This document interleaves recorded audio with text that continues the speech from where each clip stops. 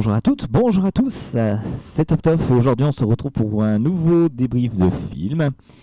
Et après avoir fait dernièrement Cœur de Dragon 1 ou Dragonheart comme vous voulez, aujourd'hui on s'attaque au deuxième volet de la série avec Cœur de Dragon 2, un nouveau départ. Alors, ce Cœur de Dragon 2 est, on va dire, la suite directe, on peut dire ça comme ça, du premier volet de Cœur de Dragon. Il est sorti, ce film est sorti en 2000, donc 4 ans après le premier film.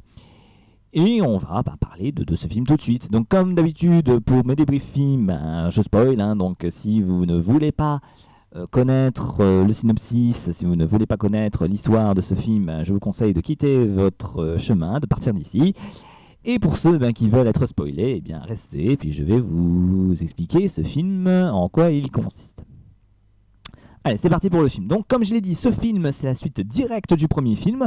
Donc, on va retrouver un petit peu l'histoire du premier film. On va retrouver notamment Bowen, donc qui était, souvenez-vous, le héros, le chevalier du premier film, qui a vieilli, puisque il y a quand même pas mal d'années qui se sont écoulées après le premier film et après la mort donc du premier dragon, qui s'appelait d'ailleurs Draco. Je sais même plus si je l'avais dit dans le premier film. J'ai un doute, je ne pense pas, mais bon, bref. Donc, et après la mort de Draco, le chevalier Bowen, donc le chevalier qui était ami avec ce dragon, qui est sur le point de mourir, se recueille dans la grotte donc de ce dernier, où il a vécu pas mal de temps, et il va y découvrir un œuf de dragon. Donc il va finalement se rendre compte que finalement tous les dragons ne sont pas morts, que les dragons sont bel et bien encore là, et il va confier cet œuf à des moines d'un village qui vont garder cet œuf jusqu'à son éclosion, et ils vont même élever le dragon en cachette pour éviter que le dragon soit découvert, et puis que les habitants ont peut-être peur de craindre un dragon qui va peut-être à nouveau arriver, et ainsi de suite. Et donc ils vont l'enfermer dans une sorte de cave, dans une sorte de monastère. Voilà, tout simplement. C'est ainsi, donc après l'histoire, on va faire la connaissance d'un jeune garçon que voici, qui s'appelle Joff, qui va être un peu l'écuyer, on va dire, de ce monastère, qui va s'occuper des écuries, et qui a un rêve lui aussi, c'est d'être un chevalier, un vrai chevalier de la couronne. Voilà, il veut vraiment devenir chevalier.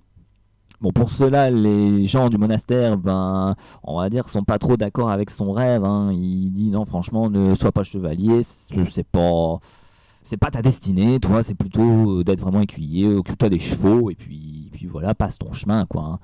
Voilà, tout simplement. Tu n'es pas là pour, tu n'es pas là pour ça, quoi. C'est voilà, tu n'es pas là pour ça.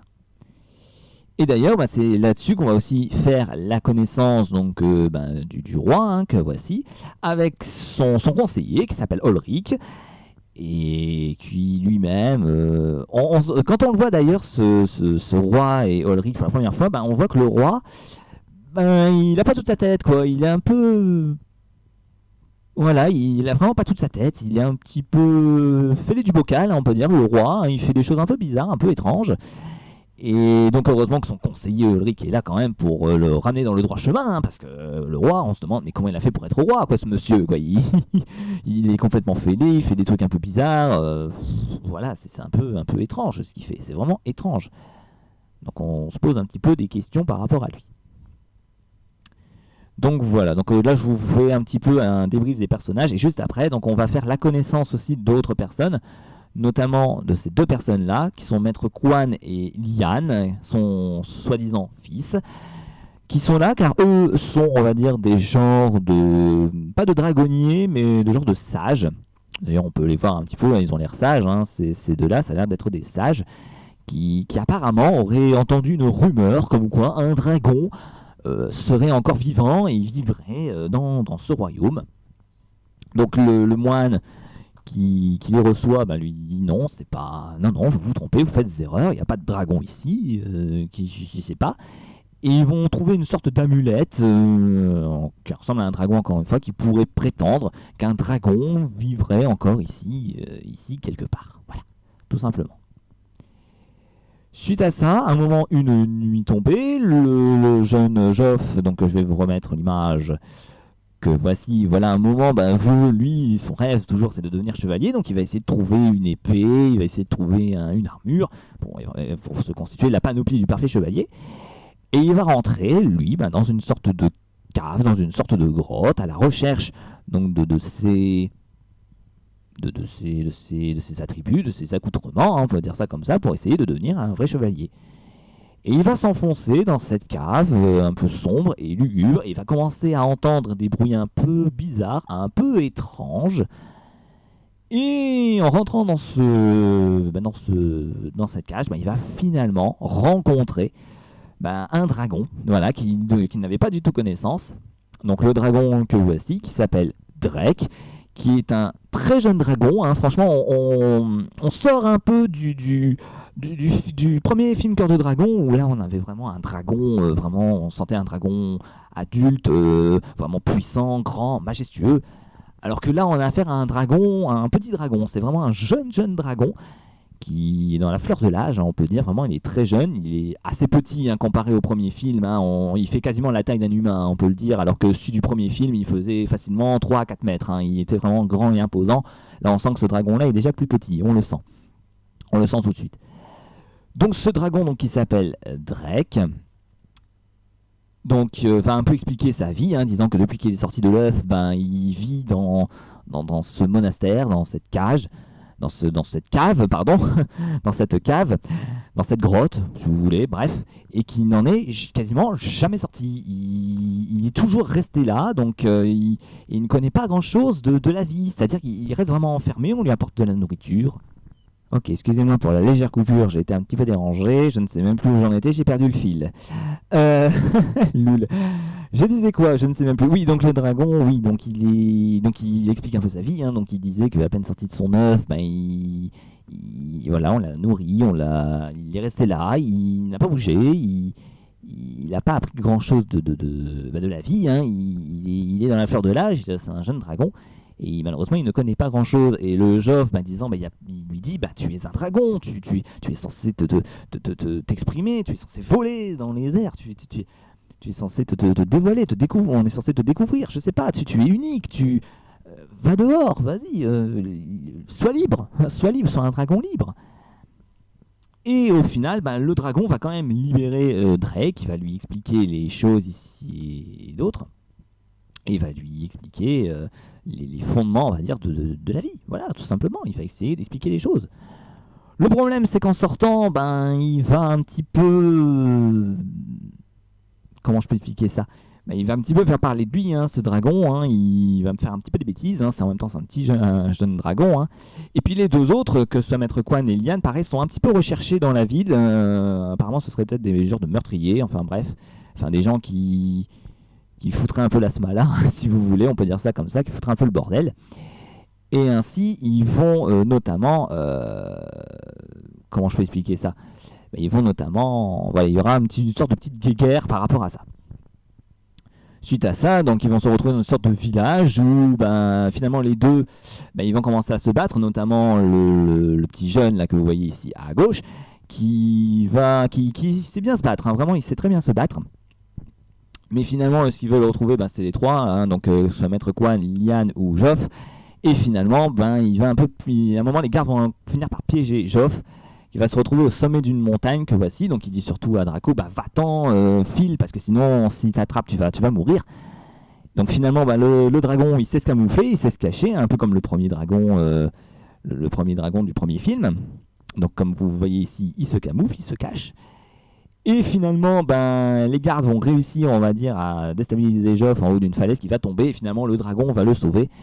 Et il va planer. Et c'est là où les gardes vont commencer à comprendre qu'un dragon existe encore sur le royaume. Mais le problème, c'est que le dragon, lui, comme c'est un jeune dragon et qu'il est resté enfermé dans une cave pendant des années, il n'a pas appris à voler, le pauvre. Donc Joff lui fait comprendre, vas-y, bats des ailes, tu verras, tu voleras, etc. Mais bon, le dragon, il vole pas très bien malheureusement, et à un moment, il finit par s'écraser dans une espèce de botte de paille, une botte de foin. Et justement, les gens y ont vu le dragon, parce qu'il ne se camoufle pas dans les airs. Hein, à un moment, les gens ont vu le dragon, ils ont dit, mais attendez, j'ai vu un dragon, c'est quoi ce délire? Donc à un moment, le Joff, il va essayer de cacher le dragon sous le foin, bon, il va avoir un peu de mal. Et c'est là où Ulrich, donc le conseiller du roi, va finalement apprendre qu'il y a un dragon qui est là. Et finalement, il va essayer d'utiliser le dragon, comme quoi il va dire on a un dragon avec nous, c'est parfait, le dragon va protéger le royaume, voilà, ça sera nickel pour nous défendre, même s'il y a des ennemis qui nous attaquent, etc. Ça va être parfait, c'est cool, c'est nickel. Mais finalement, Joe va un petit peu se servir de ça et va dire non, les gars, le dragon c'est mon ami à moi, il ne vous fera rien du tout, à moins que vous faites de moi un chevalier. Évidemment, Ulrich s'exécute tout de suite, il va dire ça tombe bien, comme ça on aura un nouveau chevalier avec nous, et puis comme ça le dragon, vu que c'est ton ami, il pourra aussi nous aider, puis il t'écoutera. Au moins comme ça, on est d'accord, on se serre la main, et puis je vais t'apprendre tout ce qu'il faut pour être chevalier, il n'y a pas de problème là-dessus. Suite à ça, va s'en tenir une sorte de banquet, voilà, pour faire honneur au dragon maintenant qui est là, parce que maintenant il y a un dragon, c'est un ami, il vient avec nous au banquet, il est super sympa, etc. Et finalement, au moment du banquet un petit peu, le maître Quan et Liam vont faire une sorte de rituel au dragon. Et ils vont lui dire au dragon, voilà, je remets maître Liam juste ici, si tu veux connaître tous les savoirs des dragons, tu n'as juste qu'à poser ta patte sur mon amulette, donc cette espèce de boîte rouge qui tient dans la main, et tu vas prononcer une phrase et tu vas libérer ton cœur pour que le rituel s'accomplisse et pour que tu puisses connaître le savoir. Or, ce que le dragon ne sait pas, et c'est un petit peu ce qu'ils vont faire en fait, c'est une sorte de piège, car en fait Lian et Maître Quan veulent savoir si Drake, donc le dragon, est un bon dragon ou si c'est un dragon qui a des mauvaises fins. Donc il dit à Liam, surtout tu te caches, tu armes une arbalète, tu armes ton carreau, et si jamais le dragon s'exécute et fait ce que je lui dis, et veut connaître tous les savoirs du monde avec les dragons, tu lui décoches un carreau en plein cœur, et on sait que le dragon c'est un mauvais dragon, il sera mort. Au moins comme ça on n'en parle plus. Et si jamais il refuse, il aura réussi son test, et par conséquent il pourra vivre. Donc le dragon hésite un peu, il commence à poser sa patte sur l'amulette, et puis finalement il va se dire non, finalement il hésite, et puis non, allez, finalement je ne veux pas, je suis très bien comme ça, je n'ai pas besoin de connaître les savoirs des dragons et tout le bazar, donc je ne fais pas ton rituel, désolé, je m'en fais, je ne veux pas. Et finalement, Liam et Quan sont très contents, puisqu'il finalement il dit finalement il a réussi son test, on l'a pas tué, finalement il a l'air d'avoir un bon fond ce dragon, il a un très bon fond, c'est pas un méchant dragon, c'est une bonne créature, vraiment, il est vraiment nickel, il est parfait comme dragon, c'est parfait. Alors maintenant qu'il est avec nous, on va essayer de lui apprendre un petit peu la vie, la vraie vie, et essayer vraiment de se comporter comme un dragon comme tel. Donc on va lui apprendre un petit peu les rudiments, on va lui même apprendre au niveau des étoiles que les dragons quand ils meurent, ils rejoignent les étoiles, et puis c'est là où ils reposent en paix, c'est eux d'ailleurs qui nous protègent dans les étoiles. Voilà, un moment, le dragon voit même par exemple un dragon qui vole une vache, par exemple pour le bouffer, donc par exemple, voilà. Donc il va s'exécuter, le lendemain il s'exécute, le dragon, à un moment donné, il pique carrément une vache à un fermier qui bouffe. Voilà, donc évidemment le fermier n'est pas content, on lui a pris une vache, le dragon il a bouffé une vache, donc évidemment il n'est pas très content le gars. Et à un moment donné, donc ce fameux maître Quan va enseigner au dragon à apprendre comment cracher du feu, puisque le dragon lui-même, comme je l'ai dit, c'est un jeune dragon, il ne sait pas voler, il ne sait pas cracher du feu, c'est compliqué pour un dragon, quoi. Donc il va apprendre au dragon à se comporter comme un vrai dragon, quoi, pour le coup. Donc premièrement, déjà à manger des vaches, il va devoir aussi se trouver sa nourriture lui-même, donc c'est ce qu'il a réussi à faire, puisque maintenant il peut bouffer des vaches sans problème.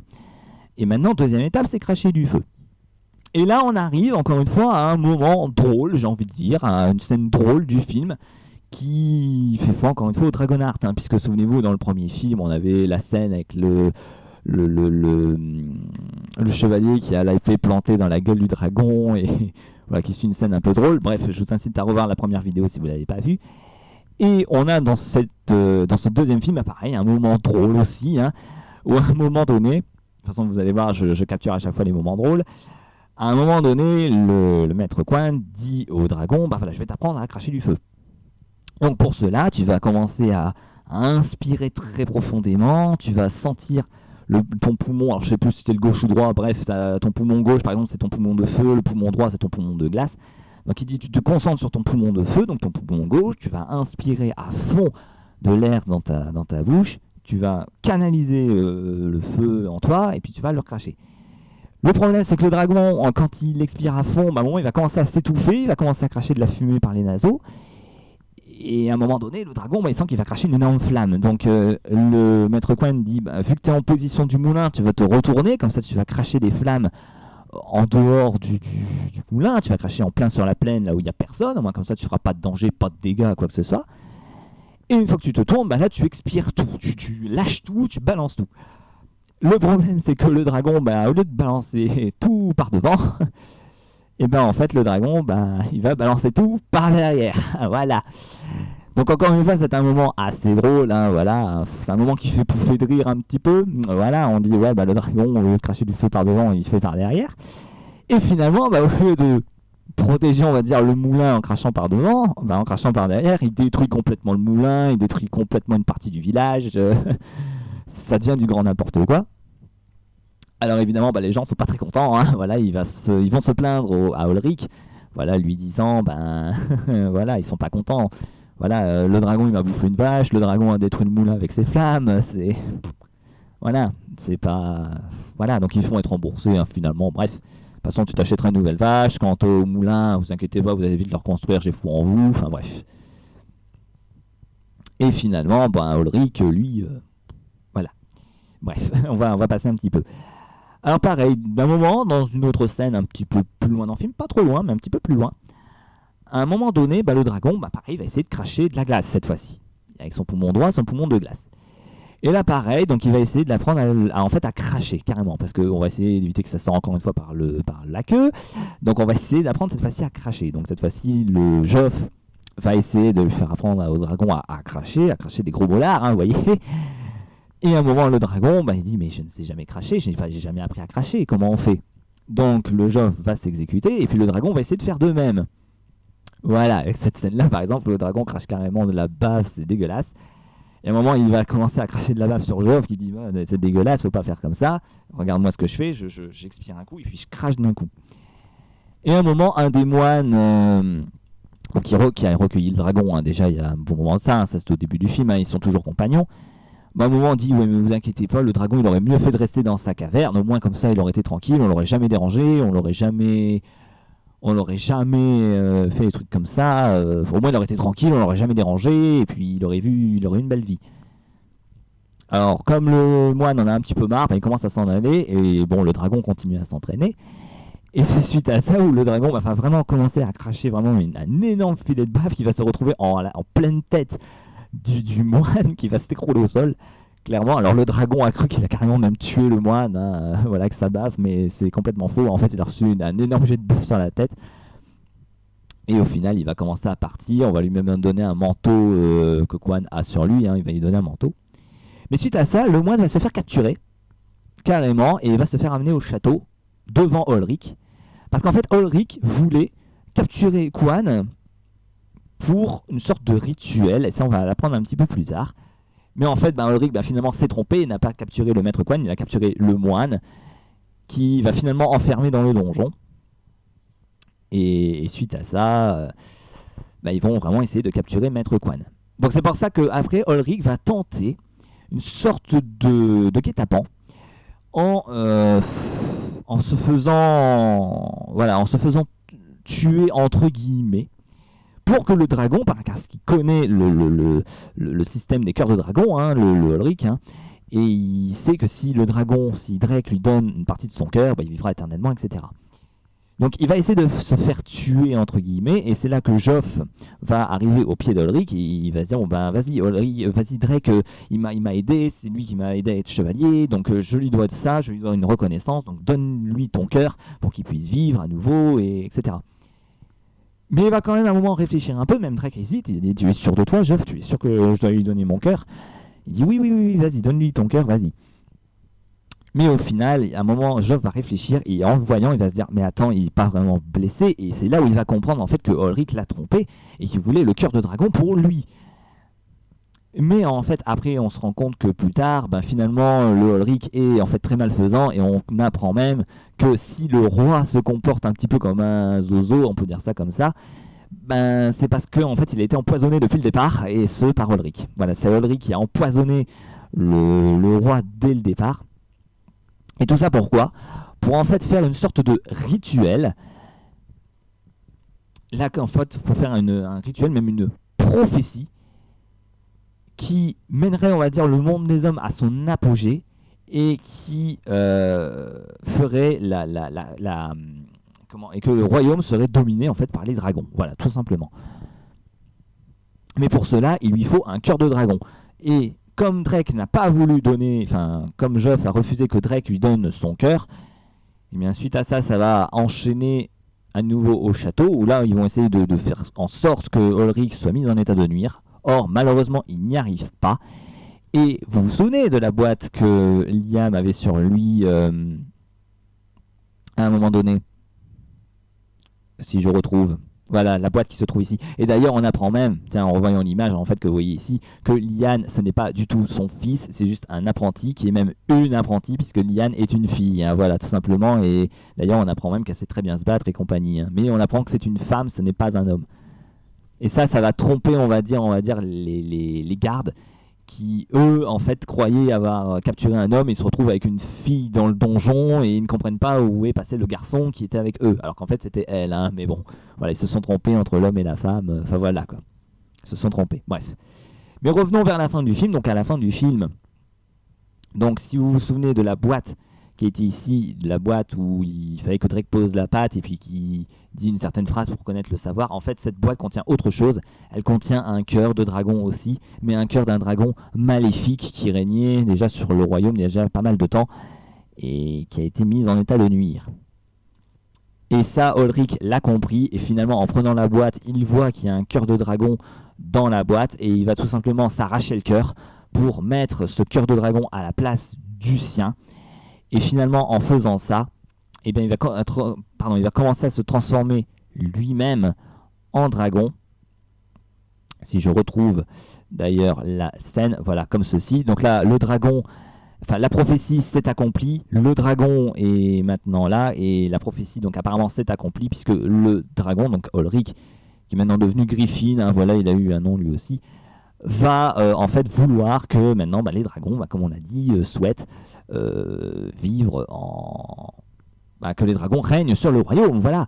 Et d'ailleurs, il incite même Drake, donc le petit dragon là, à venir avec lui. Il dit voilà, maintenant je suis un dragon, je suis ton frère, viens avec moi et ensemble on régnera sur ce royaume. Viens avec moi, tu es mon frère et tout. Mais au final, le Drake hésite un peu et finalement il va pas être d'accord et finalement un combat va arriver entre les deux dragons. Entre les deux dragons. Malheureusement, ce combat va pas amener que du bien, puisque malheureusement le maître Quan va mourir. Voilà, il va se prendre un gros coup de queue ou je ne sais quoi, bref, et il va en mourir. Il va complètement mourir, donc Liam évidemment va être en colère elle aussi. Mais face à un dragon, c'est très difficile, donc du coup Drake va aussi combattre, hein. Du coup il va essayer de combattre le dragon. Voilà, et à un moment donné, même le Griffin va dire « Mais pauvre fou, vous faites n'importe quoi, je régnerai moi-même sur le royaume, avec ou sans Drake, vous pouvez le garder, je suis seul, je suis un dragon fort et puissant, c'est moi qui vais régner sur le royaume. » Et même votre petit Drake, votre petit dragon, là, voilà, il n'arrivera même pas à me battre. Mais à un moment donné, Drake va commencer à se concentrer, il va lâcher un énorme souffle de glace, un vrai souffle de glace pour le coup, qui va, vous voyez comme ici, il va geler complètement le dragon, qui va tomber au sol et qui va complètement s'éparpiller, s'éclater, comme une statue de glace, quoi. Il va se retrouver en 1000 morceaux. Malheureusement, ce combat n'arrive pas sans fin, puisque à la fin du film, malheureusement, le Joff s'est pris un coup lui aussi, et il est en train de mourir, et malheureusement, il ne va pas, malheureusement, non, heureusement pour lui, il ne va pas mourir, puisqu'à la fin du film, le dragon, donc Drake, va lui offrir son cœur pour qu'il puisse vivre. Et le film se termine comme cela, avec à nouveau le dragon Drake qui est avec les autres membres du royaume, et ils vivent tous en parfaite harmonie. Voilà pour l'explication du film. Bon, je suis désolé encore une fois, ça a pris un peu de temps, là pareil on est à 25 minutes, et encore une fois, excusez-moi si le film, je l'explique très vite, hein, encore une fois le film est très long, je crois que pareil, il dure environ 1h40. Et c'est très difficile pour moi d'expliquer un film d'une heure 40 en 30 minutes. Voilà, c'est pas évident, mais en tout cas, Comme d'habitude, j'espère que je vous ai donné l'envie, encore une fois, de voir les films Cœur de Dragon. Hein. Encore une fois, et ce n'est pas fini, hein, puisque là, ce n'est que le deuxième film. Et sachez qu'il y a encore 3 autres films à voir, donc en tout cas, j'espère que cela vous plaira. Alors, par rapport au deuxième film, franchement, on sent encore une fois que c'est passé. Hein. Le film date de 2000. Pourtant, au niveau effets spéciaux, c'est pas ça. Franchement, je vous le dis encore une fois que ça pixelise grave. On sent que c'est la rétine, encore une fois, a mal. Je vous le dis franchement. J'ai encore une fois mal à la rétine. Je vais y arriver. Et on sent que le film est passé. Mais il est charmant. Encore une fois, c'est un dragon auquel on s'y attache très bien. Et là, encore une fois, le problème, c'est que c'est un jeune dragon pour le coup. C'est pas.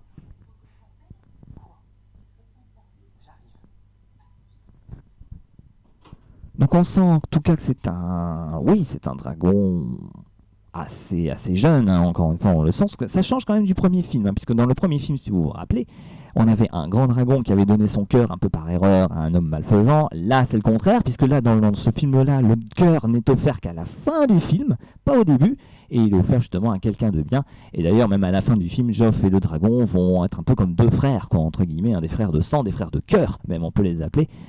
Avec le cœur qui est en lui.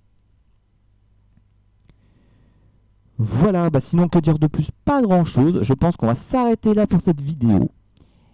Et puis je pense qu'on se retrouvera, et j'en suis sûr, on se retrouvera très prochainement pour la suite avec Cœur de Dragon 3. Allez, donc j'espère que donc c'était top donc pour cette vidéo sur Cœur de Dragon 2. J'espère que cette vidéo vous aura plu, que ce débrief vous aura plu.